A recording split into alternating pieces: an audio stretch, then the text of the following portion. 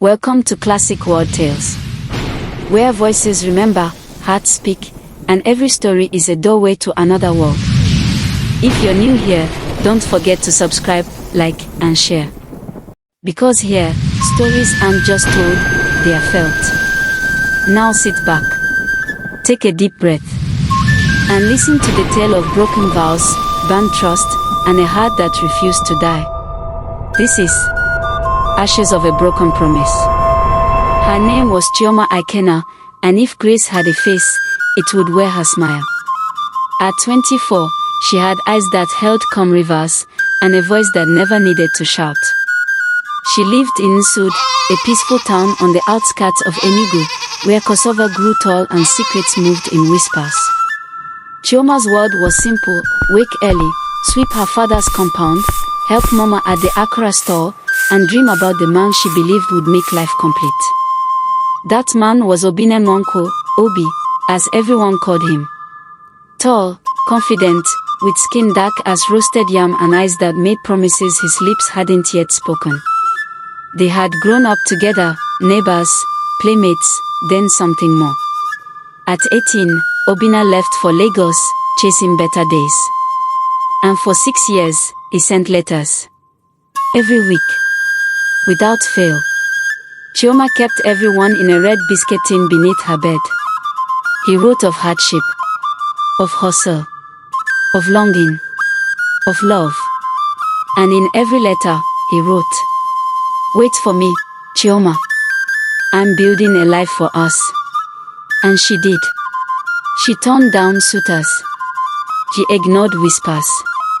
She held on to his words like oxygen.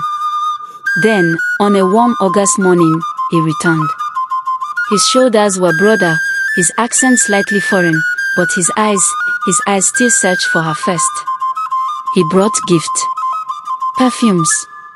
A golden wristwatch for Papa. A wrapper for Mama.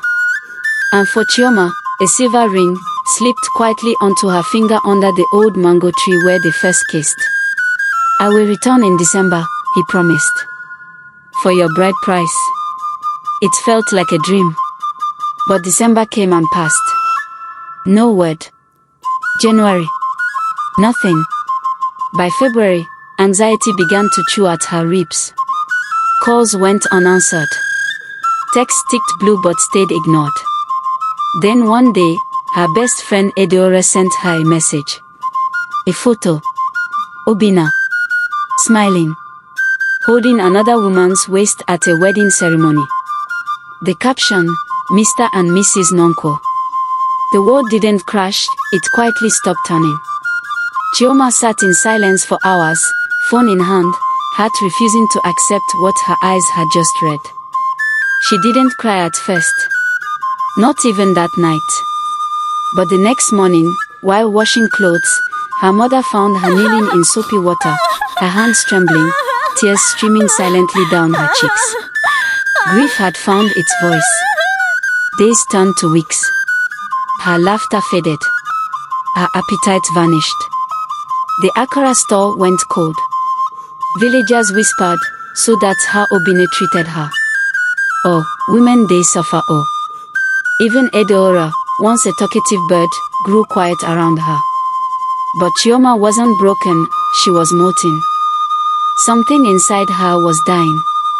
But something else, something fiercer, was preparing to leave. She left Nsud that March. Moved to Enugu City. Stayed with a distant cousin, enrolled in a bakery training school with the little savings she had hidden under her mattress. It was hard. She cried at night. She nearly gave up. But every time she saw her reflection in a cracked mirror, she whispered, "I am more than what he abandoned." 3 years passed. Chioma became a name.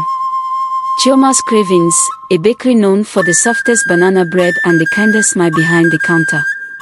She hired staff, paid rent, paid school fees for her younger brother back home. And her heart, it healed. Not all at once, but like a cracked clay pot that learns to carry water again. Then one Wednesday afternoon, he walked in. Obinna. Older. Lena. Alone. He stared at her like a ghost who couldn't believe the living. She looked up from her cash register, smiled politely, and said, "What can I get you?" He stammered. I didn't know you owned this place." She nodded. "People change." Obinna sat down. His hands shook. His voice broke. "She left me. 3 months after the wedding. She just disappeared. Took my money. I was foolish. I see that now." Chioma listened. Not out of love, but out of the quiet strength that only true pain gives. He begged, "Can we start again?" She shook her head. "You ended us the day you married someone else. You didn't just break my heart, you broke my trust. And I rebuilt both without you." Obinna cried that day. Right there, in her bakery. She offered him tissue. And banana bread. No more. She didn't hate him. She had forgiven him.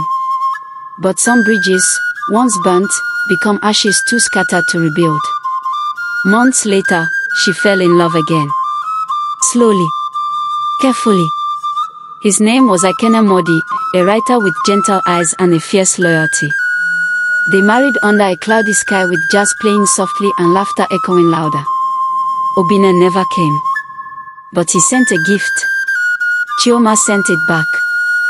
Stories like Chioma's are written in real tears.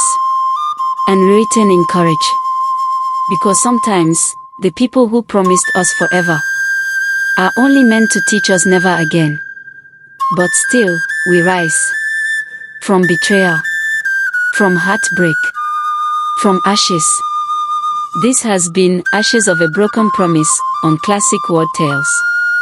If this story moved you, inspired you, or reminded you of someone you love, subscribe, like, and share. Because you never know who needs to hear it today. And remember, a promise may burn, but you can still rise.